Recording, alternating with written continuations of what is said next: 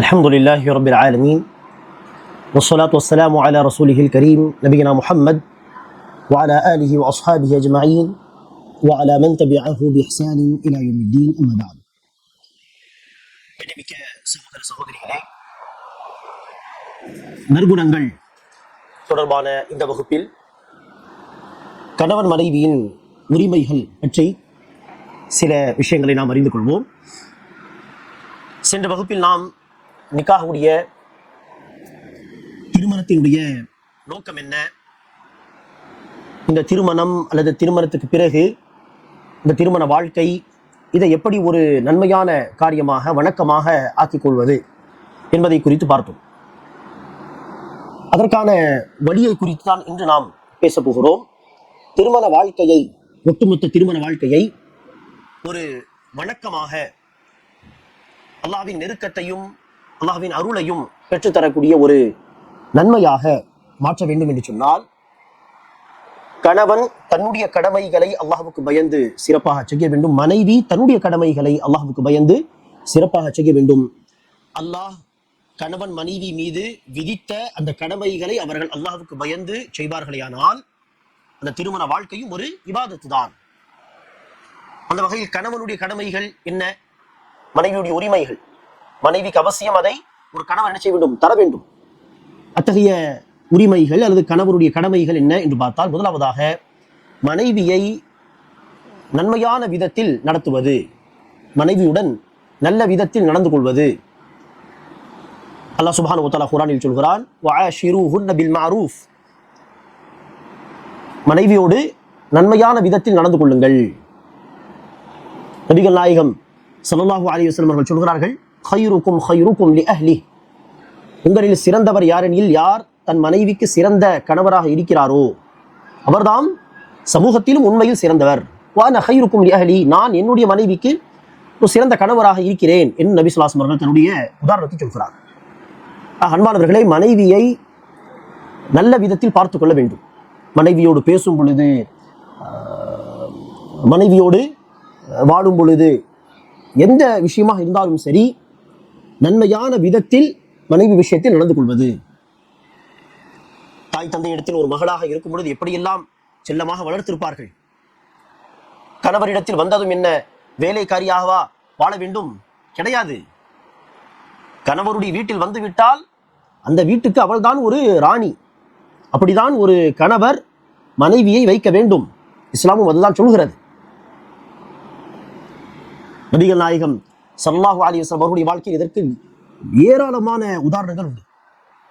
நபி ஸல்லல்லாஹு அலைஹி வஸல்லம் அவர்கள் தன் மனைவிமார்களோடு நன்மையான விதத்தில் தான் நடந்து கொள்வார். ஆகவேதான் எந்த மனைவியையும் நபி ஸல்லல்லாஹு அலைஹி வஸல்லம் அவர்கள் கை நீட்டி அடித்ததில்லை. மா தரப ரசூலுல்லாஹி ஸல்லல்லாஹு அலைஹி வஸல்லம் நிஸாஅஹு கத், ஒரு மனைவியையும் ரசூல் அவர்கள் அடித்ததில்லை. ஆக கை நீட்டி அடிக்காமல் இருப்பது நன்மையான விதத்தில் நடந்து கொள்வதின் முக்கியமான பகுதி, இல்லையா? அதே போல நபி ஸல்லல்லாஹு அலைஹி வஸல்லம் அவர்கள் மனைவிமார்கள் தரக்கூடிய ஆலோசனைகளை என்ன செய்வார்? சரியான ஆலோசனையாக இருந்தால், எப்படி பெரியோர்கள் சொன்னால் எடுத்துக்கொள்கிறோமோ, நண்பர்கள் சொன்னால் எடுத்துக்கொள்கிறோமோ, மனைவி சொன்னாலும் என்ன செய்ய வேண்டும்? ஒரு கணவர் நல்ல ஆலோசனை எடுத்துக்கொள்ள வேண்டும்.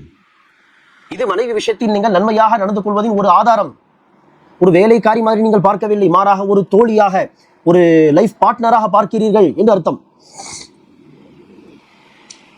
அந்த அடிப்படை நபி ஸல்லல்லாஹு அலைஹி வஸல்லம் அவர்கள் ஹுதைபியா என்கிற உடன்படிக்கையின் பொழுது மக்கத்து காஃபிர்களோடு நபி ஸல்லல்லாஹு அலைஹி வஸல்லம் அவர்கள் சில உடன்படிக்கைகளை எழுதினார்கள்.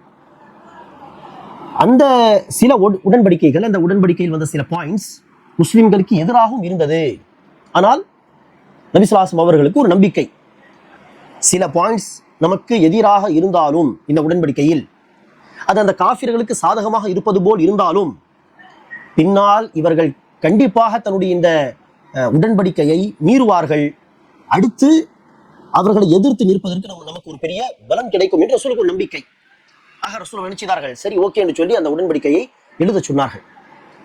மேலும் என்ன, உம்ரா செய்வதற்காக வேண்டி ரசூல் மதீனாவிலிருந்து மக்கா சென்று இருந்தார். ஆனால் உம்ரா அடுத்த வருடம் நீங்கள் செய்யுங்கள், இந்த வருடம் செய்ய முடியாது என்று அந்த மக்கத்து காஃபிர்கள் ரசூலை, சஹாபாவை தடுத்துதான் அடுத்து என்ன செய்தார்கள்? சமாதானமாக உடன்படிக்கை எழுதினார்கள். ஆக உம்ராவும் செய்ய முடியவில்லை. மதீனாவிலிருந்து வந்து உடன்படிக்கையும் முஸ்லிம்களுக்கு எதிராக இருப்பது போல் தான் இருக்கிறது என்கிற அந்த கவலையில், அந்த மன உளைச்சலில் சஹாபாக்கள் இருக்க நபி ஸல்லல்லாஹு அலைஹி வஸல்லம் சொன்னார்கள், உம்ரா நம்மால் செய்ய முடியவில்லை, அடுத்த வருடம் வருடாம் நீங்கள் கொண்டு வந்த ஆடுகளை குர்பானி கொடுத்து விட்டு புறப்படுங்கள், மதீனாவுக்கு போகலாம். ஆடுகளை குர்பானி கொடுத்து விட்டு அடுத்து வீட்டுக்கு போக வேண்டும், இதுதான் சட்டம். அடுத்த வருடம் வரலாம் உம்ரா செய்வதற்கு என்று சொல்ல, சஹாபா அந்த கவலை இருந்த காரணத்தினால் எழுந்து போகவில்லை யாரும்.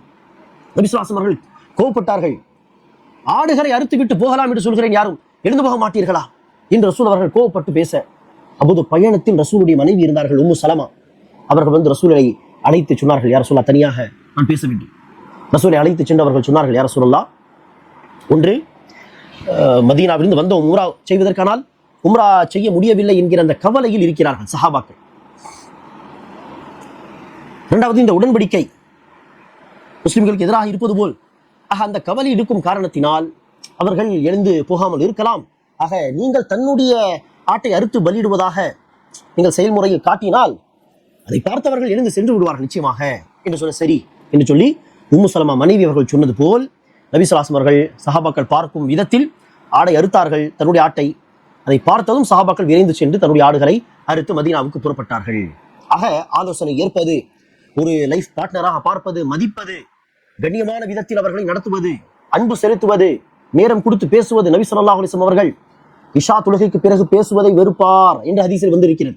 ஃபஜர் தொழுகைக்கு சீக்கிரமாக எழ வேண்டும், சொல்லப்போனால் தஹஜ்ஜுதுக்கு எழ வேண்டும் என்பதற்கு இஷாவுக்கு பிறகு பேசுவதை வெறுப்பார் என்று ஹதீஸில் வருகிறதானால் நபி ஸல்லல்லாஹு அலைஹி வஸல்லம் அவர்கள் இஷாவுக்கு பிறகு மனைவியோடு பேசுவார், இப்படியும் ஒரு ஹதீஸ் உண்டு. ஆக நேரம் கொடுத்து மனைவிமார்களோடு பேசுவார்கள், விளையாடுவார்கள், சொல்ல போனால் ஒரு என்டர்டைன்மெண்ட்காக வேண்டி, அப்படிப்பட்ட ஹதீஸ்களும் உண்டு. ஆக இப்படி நன்மையான விதத்தில் என்ன செய்ய வேண்டும், மனைவி விஷயத்தில் நடந்து கொள்ள வேண்டும். இது ஒரு அடிப்படை சட்டம், இது கணவனுடைய கடமை. ஊருக்கெல்லாம் நல்லவன், ஊருக்கெல்லாம் நற்குணம் படைத்தவர், ஆனால் வீட்டுக்கு வந்தால் மனைவி விஷயத்திலே மோசமான ஒரு ஹஸ்பண்ட், மனைவியை போட்டு அடிப்பது, மனைவியை ஒரு மனிதனாக மதிக்காமல், ஒரு லைஃப் பார்ட்னராக மதிக்காமல், இது வேலைக்காரி மாதிரி நடத்துவது. ஊருக்கெல்லாம் நல்லவனாக இருந்தும் வீட்டில் மனைவிக்கு ஒரு நல்ல கணவராக இருக்கவில்லை என்று சொன்னால் அவன் நல்லவன் கிடையாது, அவன் மோசமானவன். இதை ரசூல் அவர்கள் சொன்னார்கள், உங்களில் சிறந்தவர் யார் எனில் யார் தன் மனைவிக்கு நல்ல கணவராக இருக்கிறாரோ. ஆக இது முதலாவது அடிப்படை விஷயம். இரண்டாவது விஷயம் என்ன, சம்பாதிப்பது, பொருளாதாரத்தை சம்பாதிப்பது, கஷ்டப்பட்டு உழைப்பது, அந்த சம்பாத்தியத்தை கொண்டு இருப்பிடத்தை ஏற்படுத்தி தருவதும், உடுத்த ஆடை வாங்கி தருவதும், உணவுக்கான ஏற்பாடுகள், தேவையான பொருட்களை வாங்கி தருவதும், சமைப்பதற்கு, இது எல்லாமே கணவனுடைய கடமை. சம்பாதிப்பது என்று பொருளாதார ரீதியாக எந்த கடமையையும் அல்லாஹ் பெண் மீது வைக்கவில்லை. சம்பாதிக்கக்கூடிய பொறுப்பே கிடையாது பெண்ணுக்கு, அந்த பொறுப்பு எல்லாமே கணவனுடையது. அல்லாஹ் சுப்ஹானஹு வ தஆலா சொல்கிறான், الرجال قوامون على النساء بما فضل الله بعضهم على بعض وبما أنفقوا من أموالهم. கணவர்களாக இருக்கக்கூடியவர்கள் தன்னுடைய மனைவிமார்களுக்கு செலவு செய்யும் காரணத்தினாலும், பெண்கள் மீது கணவர்களுக்கு அல்லாஹ் ஆண்களுக்கு சிலவித விஷயங்களிலே மேன்மைப்படுத்திய காரணத்தினாலும் பெண்கள் மீது ஆண்கள் தான் பொறுப்புதாரிகளாக இருக்கிறார்கள். ஆக செலவு செய்வது ஆண்களுடைய பொறுப்பு. சில வீடுகளில் ஆண்கள் போய் சம்பாதிப்பது கிடையாது, ஆண்கள் சம்பாதிக்காத காரணத்தினால் பெண்கள் நினைச்சுகிறார்கள், வேறு வழி இல்லாமல் வீடுகளை விட்டு வெளியேறி போய் சம்பாதிக்கக்கூடிய ஒரு நிலைமை. ஆக இது மிகப்பெரிய குற்றம். சம்பாதிப்பது ஆணுடைய பொறுப்பு. அந்த பொறுப்பை உணர்ந்து நினைச்ச வேண்டும், ஒரு ஆண் சம்பாதிக்க வேண்டும் குடும்பத்துக்காக வேண்டி. அந்த சுமையை பெண் மீது போடக்கூடாது. சம்பாதிக்காமல் அந்த பொறுப்பை பெண் மீது போட்டால் இது மிகப்பெரிய பாவம். தான் செய்ய கடமையை செய்யாத காரணத்தினாலும், பிறர் மீது அந்த சுமையை போட்ட காரணத்தினாலும் அவர் விசாரிக்கப்படுவார். ஆம், சில வீடுகளில் கணவர் கஷ்டப்பட்டு உழைப்பு செய்ய பின்தங்க மாட்டார். உழைப்பு செய்வார், வேலையை தேடுவார், நேரத்தை ஒதுக்குவார், ஏதாவது ஒரு வேலையை செய்வார். இப்படி பல விதத்தில் ஸ்ட்ரகிள் பண்ண பிறகும் அவரால் குடும்பத்தை சமாளிக்க முடியவில்லை. சில விஷயங்களுக்காக வேண்டி மனைவியும் நினைச்சுகிறாள், வீட்டை விட்டு வெளியேறி பரதாவோடு, அந்த சட்டத்திட்டங்களை மீறக்கூடாது, பரதாவோடு இருந்து ஏதாவது சம்பாதிக்கிறாள், அல்லது இந்த காலத்தில் வீட்டில் இருந்தபடியே ஏதாவது சில சிறிய பெரிய தொழில்களை செய்து சம்பாதிக்கிறாள், ஹஸ்பண்டுக்கு ஒத்துழைப்பு தருகிறாள் சொல்ல, இது நல்ல விஷயம். கணவர் உழைப்பு செய்யாமல் இல்லை என்று சொன்னால் இது ஓகே. ஆனால் கணவர் உழைப்பே செய்வதில்லை, கஷ்டப்படுவதே இல்லை, வேலை தேடுவதே இல்லை என்று சொன்னால் இது ஆண்களாக அவர்கள் இருப்பதே என்னது மிகப்பெரிய ஒரு கேடு கெட்ட விஷயம் என்று சொல்லலாம். ஆண்களாக இருந்து கொண்டு சம்பாதிக்காமல் இருப்பது. ஆக கணவர் இந்த பொறுப்பை என்ன செய்ய வேண்டும்? பொறுப்புணர்ந்து அவசியம் செய்ய வேண்டும். அதே போல அன்பார்வர்களாக மிக முக்கியமாக நன்மையான விதத்தில் நடத்துவது, சம்பாதிப்பது போன்ற இந்த கடமைகள் செய்வதோடு மிக மிக முக்கியமாக மனைவியை மார்க்க ரீதியாக என்ன செய்ய வேண்டும்? வழி நடத்த வேண்டும். சரியான கொள்கையை சொல்லித் தருவது, தவறான கொள்கை ஏதாவது மனைவியிடத்தில் இருப்பதாக உணர்ந்தால் அதை உடனே சரி செய்வது, தொழுகை விஷயத்திலே தொழுகின் பக்கம் அழைப்பது, தொழுகை ஏவுவது, ஏதாவது ஒரு தீமையை கண்டால் அதை தடுப்பது, நன்மையான விஷயங்களில் இருவரும் சேர்ந்து பயணிப்பது, இது மிக மிக அவசியம். சொல்ல போனால் இது எப்படிப்பட்ட கடமை என்றால், மார்க்க ரீதியாக மனைவியை வழி நடத்துவது எப்படிப்பட்ட கடமை என்றால், உலக ரீதியாக நல்ல விதத்தில் பார்த்து கொண்டு சம்பாதித்து சொத்து சுகம் எல்லாம் கொடுத்த பிறகும் இந்த கடமை விஷயத்தில் அலட்சியமாக இருந்துவிட்டால் அவர் ஒரு நல்ல கணவர் ஆக முடியாது.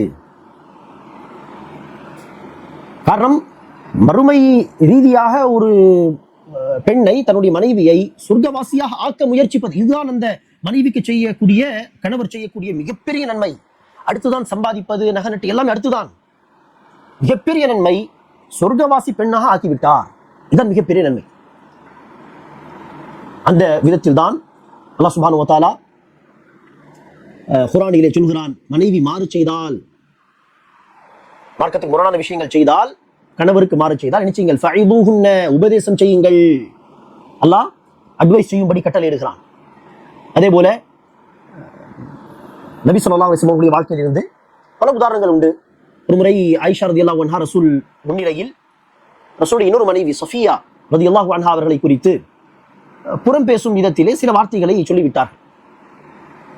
அதற்கு நபி ஸல்லல்லாஹு அலைஹி வஸல்லம் அவர்கள் கோபப்பட்டு சொன்னார்கள், ஆயிஷாவே, எப்படிப்பட்ட வார்த்தை நீ பேசியிருக்கிறாய் புறம் பேசும் பொழுது என்று சொன்னால், அந்த வார்த்தையை கடலில் போட்டால் கடல் தண்ணீரே மாசுபட்டு விடும், கடல் தண்ணீரே நாசமாகிவிடும். உடனே தடுத்தார்களா இல்லையா? இப்படி செய்ய வேண்டும். மார்க்க விஷயத்தில் வழி நடத்த வேண்டும். தொழவில்லை என்று சொன்னால் போய் தொழும்படி சொல்ல வேண்டும். ஏதாவது மாறு செய்கிறார்கள், டிவி பார்ப்பது, டிவியில் பார்க்கக்கூடாத விஷயங்களை பார்ப்பது என்று செய்தால் தடுக்க வேண்டும். பர்தா செய்வதில் அல்லாஹ் ரசூலுக்கு மாறு செய்தால் முறையாக பர்தா செய்ய சொல்ல வேண்டும். இதெல்லாம் பார்க்கும்போது தவறுகளை மனைவிடத்தில் பார்க்கும்போது ரோஷம் வர வேண்டும் ஒரு கணவருக்கு.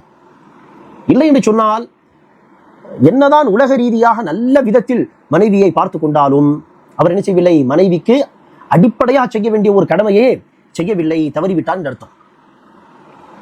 நபி ஸல்லல்லாஹு அலைஹி வஸல்லம் ஒரு ஹதீஸில் சொல்வார்கள், ஒரு ஆண் தானும் தஹஜ்ஜுதுக்கு எழுந்து மனைவியையும் எழுப்பி, எழவில்லை என்று சொன்னால் தண்ணீர் தெளித்து எழச் சொல்லி, அதே போல ஒரு பெண்மணி கணவருக்கு முன்பாக எழுந்து தொழுகைக்காக, தஹஜ்ஜுத் தொழுகைக்காக, ஃபஜ்ர் தொழுகைக்காக கணவரை எழவில்லை என்று சொன்னால் தண்ணீர் தெளித்து எழுந்திருக்கும்படி சொல்லி, இப்படி கணவன் மனைவியை வழிநடத்த, மனைவி கணவரை வழிநடத்த இப்படி செய்தால் அல்லாஹ் அந்த தம்பதிகளை பார்த்து சந்தோஷப்படுகிறான், அல்லாஹ் அந்த தம்பதிகளை நேசிக்கிறான்.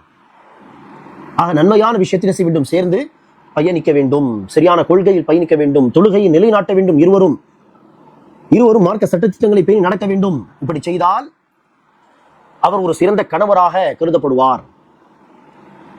ஆக இது சில அடிப்படை கடமைகள். இந்த கடமைகளோடு சேர்த்து மனைவியை நல்ல விதத்தில் பார்த்துக் கொள்வதற்கு என்னென்ன செய்ய வேண்டுமோ மார்க்க வரையறைக்குள் இருந்து கொண்டு அதையெல்லாம் என்ன செய்ய ஒரு கணவர் செய்ய வேண்டும். அல்லாஹ் சுப்ஹானஹு வ தஆலா கணவராக இருக்கக்கூடிய ஒவ்வொருவருக்கும் மார்க்கம் அவர் மீது விதிக்கக்கூடிய கடமைகளை எல்லாம் சிறப்பாக சரியாக செய்யக்கூடிய பாக்கியத்தை தருவானாக. ஆமீன். அஸ்ஸலாமு அலைக்கும் வரஹ்மத்துல்லாஹி வபரகாத்துஹு.